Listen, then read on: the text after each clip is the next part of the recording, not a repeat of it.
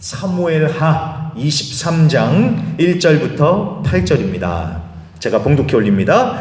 이는 다윗의 마지막 말이라. 이새의 아들 다윗이 말하며 높이 세워진 자, 야곱의 하나님께로부터 기름 부음 받은 자, 이스라엘의 노래 잘하는 자가 말하노라. 여호와의 영이 나를 통하여 말씀하시며 그의 말씀이 내 혀에 있도다.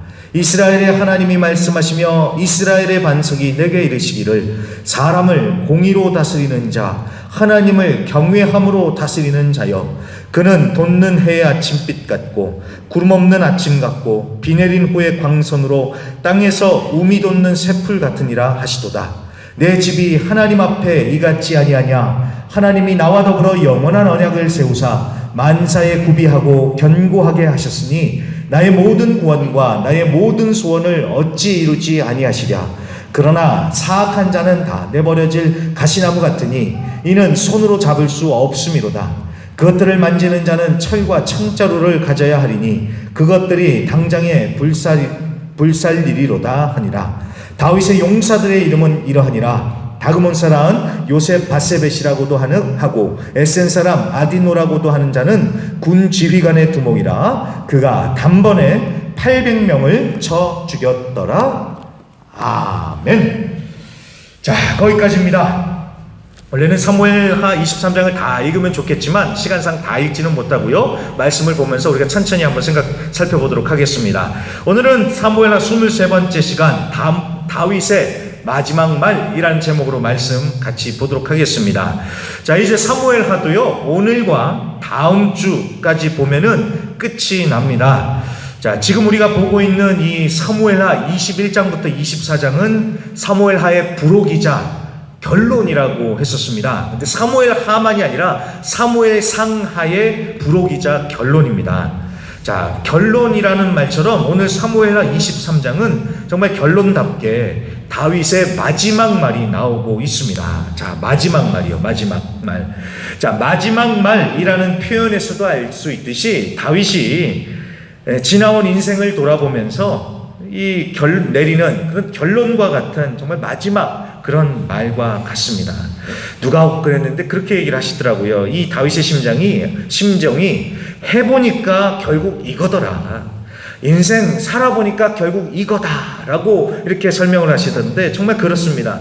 다윗도 그런 식으로 자기가 살아온 인생을, 자기가 살아오면서 깨달은 것을 이렇게 인생의 끄트머리에서 마지막으로 말로 남기는 것입니다.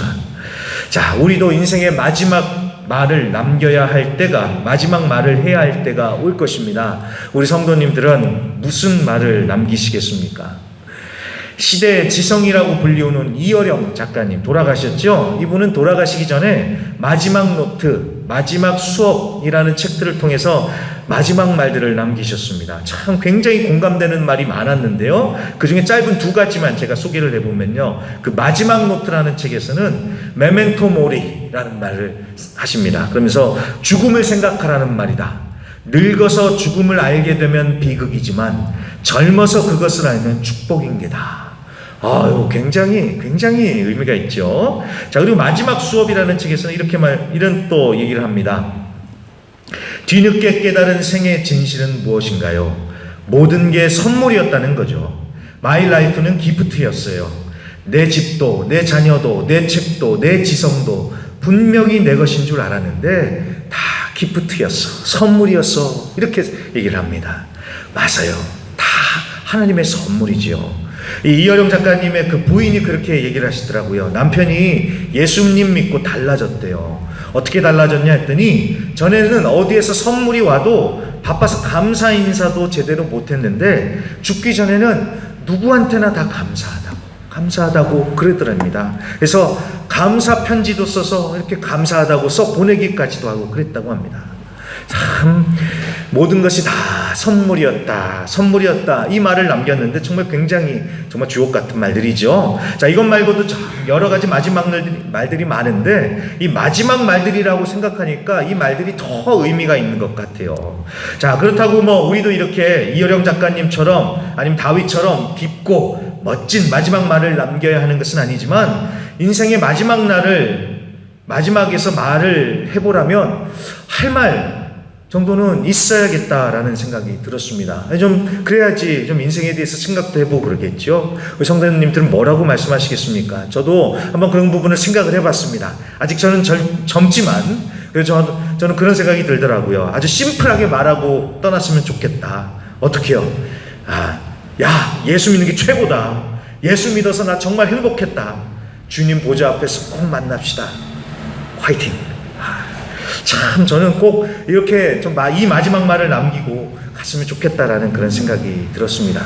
그렇다고 해서 뭐 꼭 우리가 말을 남겨야 한다는 것은 아니지만 우리의 인생, 삶을 한번 돌이켜보면서 생각해 보자라는 것입니다. 자, 오늘 다윗의 마지막 말도 그렇습니다. 자신의 삶을 돌아보니까 이랬다라는 건데 일단 1절에 보세요. 1절에 자기 자신을 소개하는 말부터 한번 보시길 바랍니다. 자, 먼저 다윗은 자신을 먼저 이새의 아들이다 라고 이렇게 얘기를 합니다. 이새의 아들. 뭐 이새가 아버지니까 내가 이새의 아들 다윗이다 이렇게 소개하는 것은 당연한 것 같지만 여러분 이 말이요 사무엘상하를 잘 생각해 보면 이거는 보통 얘기가 아닙니다. 사무엘상하에 잘 보시면 적들이 다윗을 비하하고 무시할 때 꼭 했던 말이 이새의 아들 다윗이라고 그랬습니다. 이새의 아들 다윗. 자, 그게 무슨 뜻일까요? 이새라는 사람이 뭐 그 당시에 뭐 재벌이었거나 뭐 유명 정치가 아니었습니다. 베들레헴 총구석에 그냥 촌부, 그냥 가축을 키우는 그런 목동집이었습니다. 그러니까 적들이 이 다윗의 이런 배경을 가지고 비하하고 욕하고 무시했던 거죠. 너 저기 시골에서 양이나 치던 가난한 목동 이새의 아들, 이렇게 다윗을 비하했었습니다. 자, 그렇게 적들이 다윗을 욕하려고 쓴 표현이었지만 오늘 다윗은 스스로가 이새의 아들이라고 당당하게 고백합니다. 뭐 나의 아버지는 당당히 고백한다, 뭐 이런 뜻이 될 수도 있겠지만 여러분 이건 이런 의미입니다. 그래, 나는 그렇게 별 볼 일 없는 사람이었는데 이렇게 왕이 되고 높여진 거 다 하나님이 하신 것이다. 이런 고백이 여기에 담겨져 있는 겁니다. 그래서 1절에 계속해서 보시면요, 이새의 아들 다윗이 말하며 높이 세워진 자라고 합니다. 자기가 높이 세워진 자래요. 내가 열심히 노력해서 올라갔다, 내가 했다가 아니라 하나님에 의해서 내가 높여졌다. 수동태죠. 다 하나님이 하셨다라는 것입니다. 다 하나님이 하셨어요, 이런 말입니다. 그 다음에 나오는 하나님께로부터 기름 부음을 받은 자도 동일한 의미이지요. 자, 그리고 마지막으로 이스라엘의 노래 잘하는 자, 자기를 이렇게 소개를 하는데 이것도 마찬가지입니다. 나는 가수다, 자기가 노래를 잘한다, 이런 뜻이 아닙니다.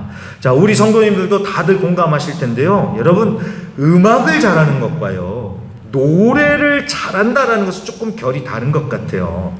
정말 어떤 사람은 보면 하나 틀리지 않고 정말 완벽하게 노래를 불러가지고 야, 정말 노래 잘한다, 박수가 나오는 사람이 있습니다. 정말 그런 사람도 있는가 하면 어떤 가수는요, 들으면 잘한다 못한다 차원을 넘어서서 그냥 막 감동이 될 때가 있잖아요. 바로 그겁니다. 다윗도 그런 거예요. 물론 다윗도 음악성은 뛰어났겠지요. 하지만 자기가 음악을 잘한다, 그러니까 노래를 잘한다, 지금 이 얘기가 하는 게 아니라 자기는 항상 하나님을 찬양하고 하나님을 높인다 라는 그런 뜻인 것이죠. 자, 그러니까 지금 다윗은 자기가 가난한 목동의 아들로 태어나서 왕까지 오른 이 모든 것이 자신의 성공 스토리다, 역경의 스토리다, 자화자찬을 하는 게 아니라 다 하나님이 하셨고 다 하나님의 은혜에서 하나님만 찬양합니다, 이렇게 고백을 하는 것입니다. 다 하나님의 은혜, 다 하나님이 하셨다, 그래서 하나님만 찬양합니다, 지금 그런 겁니다. 근데 어디 다윗만 그렇겠습니까? 신약 성경에 보면 바울이죠. 바울도 똑같이 고백합니다. 고린도전서 15장 10절 다 하시는 말씀이에요. 그러나 내가 나 된 것은 하나님의 은혜로 된 것이니 오직 나와 함께 하신 하나님의 은혜로라. 다 하나님의 은혜라고, 나의 나 된 것은 다 하나님의 은혜라고 바울도 그렇게 똑같이 고백합니다.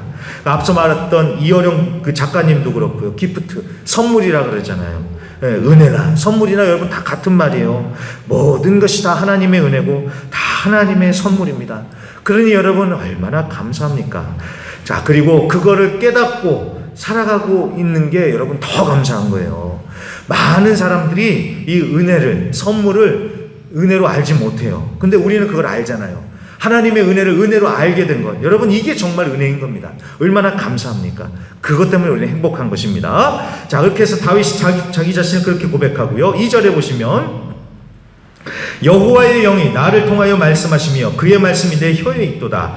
자, 다윗은 말씀의 사람이었습니다. 그리고 선지자처럼 하나님의 말씀을 받아 선포하기도 했죠. 자, 그런 의미에서 지금 오늘 다윗이 하고 있는 이 마지막 말이 그냥 자기 스스로 지어내서 하는 말이 아니라 하나님이 말씀하셨다라는 그런 뜻이 되는데, 자, 이 부분은요, 다윗이 하나님의 말씀을 받아 선포했다는 부분은 좀 이따가 다시 생각해 보겠습니다. 자, 3절 보세요. 이스라엘의 하나님이 말씀하시며 이스라엘의 반석이 내게 말씀하시기를. 다윗은 하나님을 뭐라고 고백하냐면 이스라엘의 하나님, 이스라엘의 반석이다라고 이렇게 고백을 합니다. 이 말은 자기가 이스라엘의 왕이요, 자기가 주인이 아니라 하나님이 이스라엘의 왕이시고 주인이시요, 이 나라의 기초 반석은 바로 하나님이시다라는 그런 고백입니다. 뭐 우리는 당연하지라고 생각을 할 수 있지만, 여러분, 중세의 어느 유명한 왕은 그랬대요. 내가 곧 국가다라고 이렇게 얘기를 했다고 합니다. 여러분, 그 시대에는 다 그랬어요. 왕이 최고였어요. 왕이 전부였어요. 자, 이 다윗 시대도 마찬가지였습니다. 그래서 다윗도 그렇게 얘기할 수 있었겠지만 다윗은 그러지 않았다는 것이죠.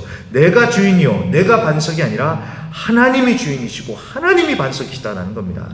자, 이건 우리 인생도 마찬가지죠. 우리 인생도 그렇고 우리 가정도 그렇고 우리 사업장도 우리 교회도 주인도 반석도 하나님이십니다. 하나님이십니다. 자, 그러면서 계속해서 그런 하나님이 다윗에게 이렇게 말씀하셨대요. 사람을 공의로 다스리는 자, 하나님을 경외함으로 다스리는 자요 라고 하셨답니다.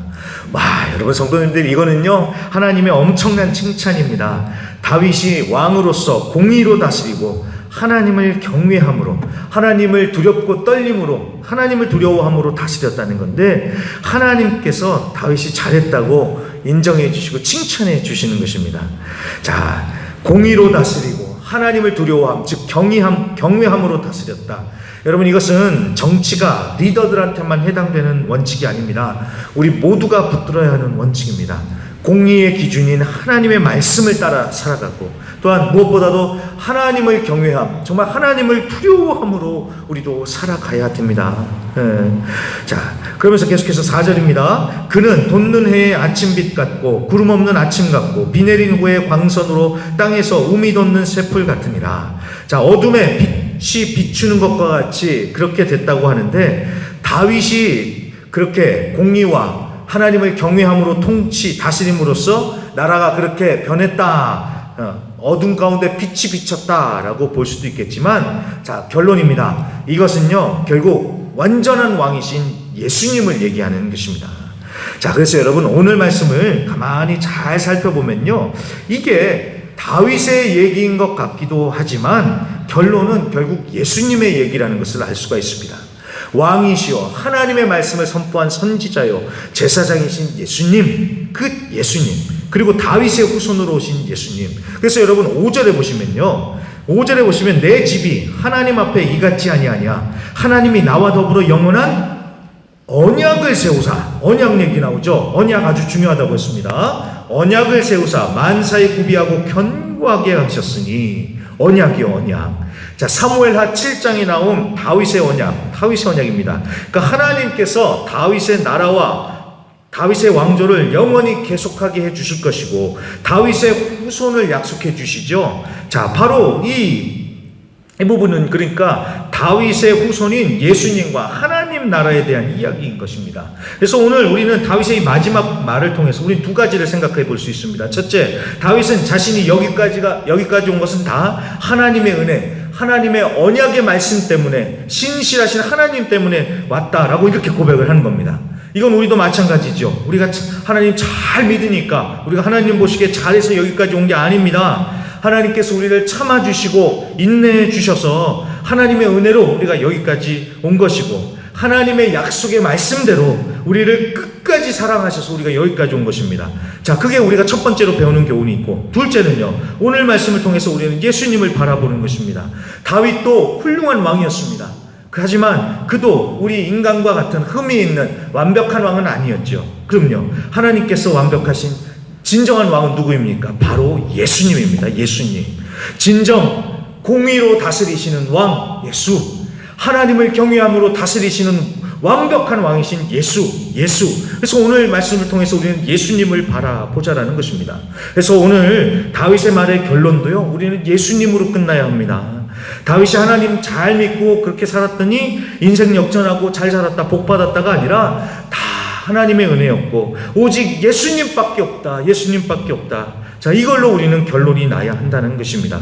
예수. 그게 우리의 결론입니다.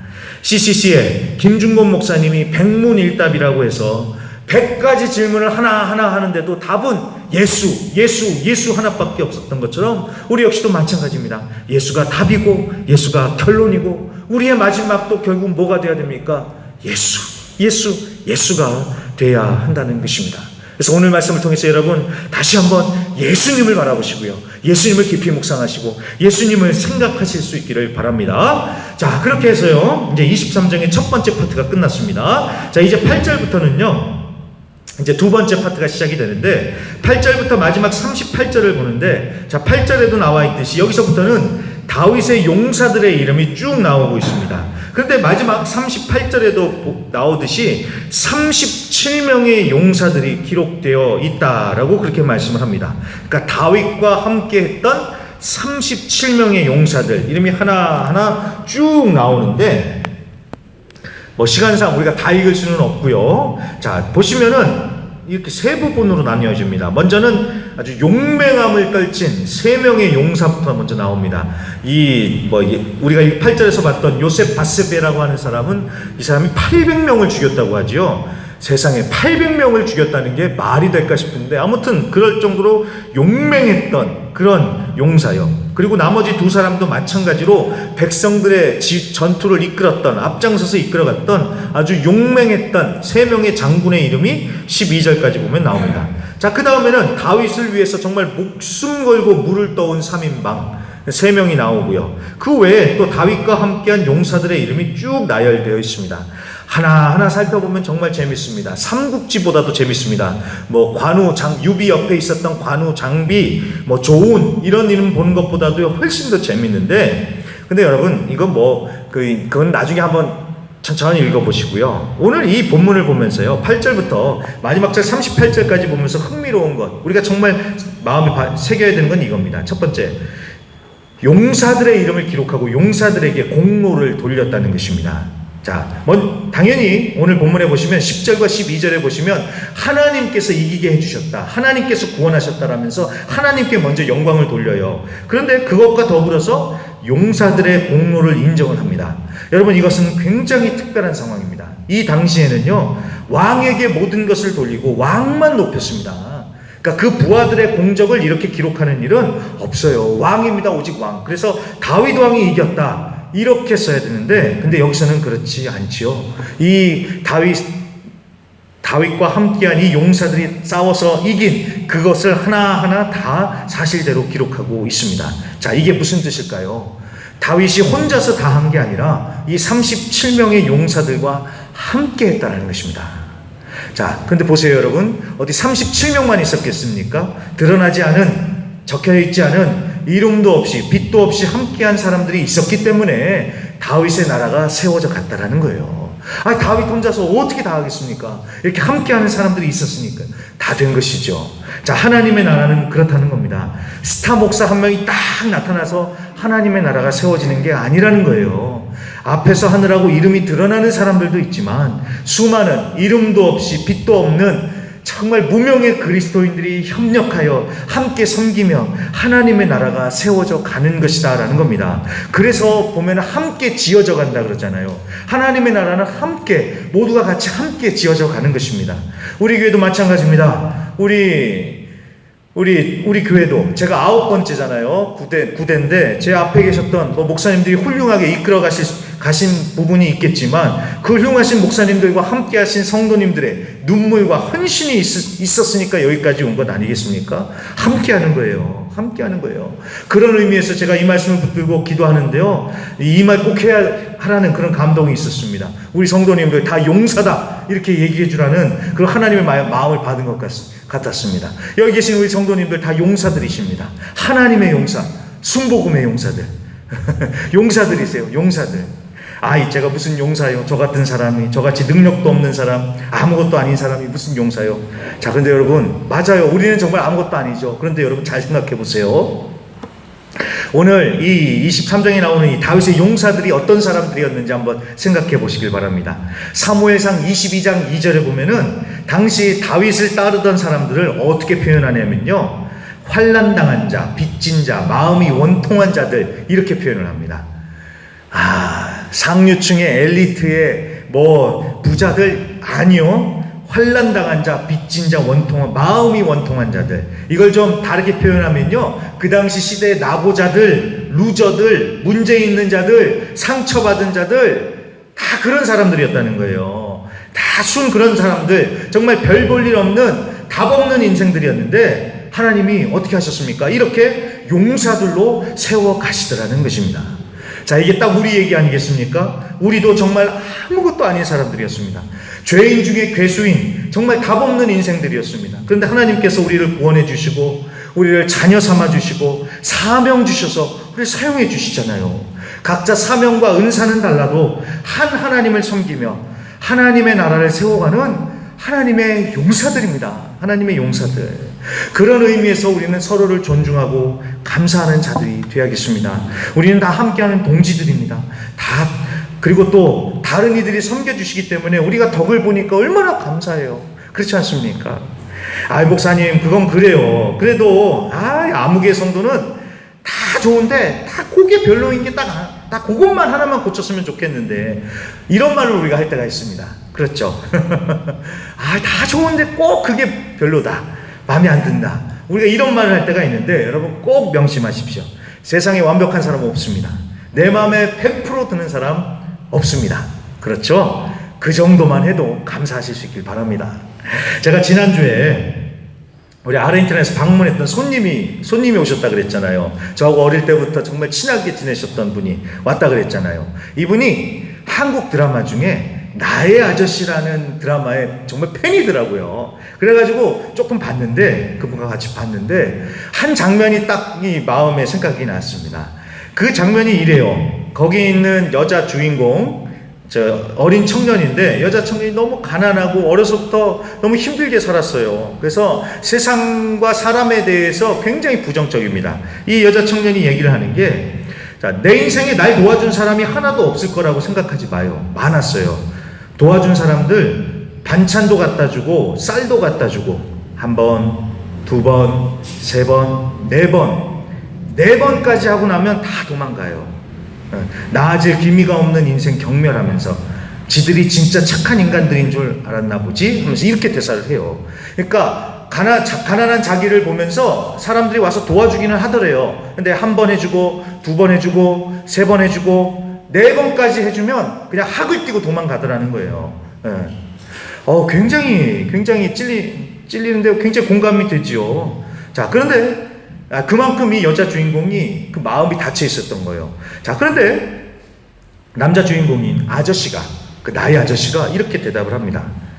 착한 거야. 4번이 어디야? 한 번도 안 한 인간들 세고 셌는데.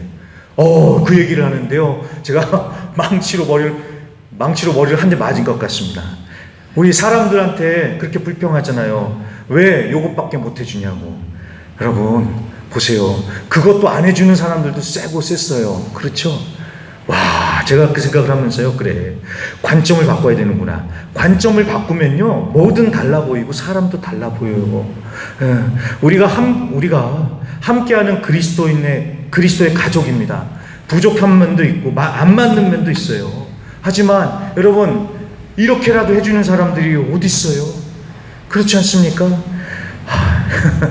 그러니까 우리가 미워하지도 말고 우리 달리 보자라는 겁니다. 그러면요, 정말 감사합니다. 함께 하나님의 나라를 세워가는 자들로서 정말 감사합니다.